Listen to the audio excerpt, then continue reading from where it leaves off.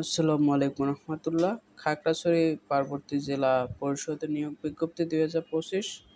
এখানে 3টি ক্যাটাগরিতে মোট 54 জন লোক নেওয়া হবে। এখানে ইংরেজি, বিজ্ঞান ও গণিত সহকারী শিক্ষক প্রয়োজন। যারা স্থানীয় আছেন তাদের জন্য এটি সুবর্ণ সুযোগ। আপনারা আপনাদের আবেদনপত্র খাগড়াছড়ি পার্বতী জেলা পরিষদে নির্ধারিত সময়ের মধ্যে জমা দেওয়ার জন্য অনুরোধ করা হলো। এবং কোনো কিছু বুঝতে অসুবিধা হলে আমাদের হোয়াটসঅ্যাপ নাম্বারে যোগাযোগ করতে পারেন।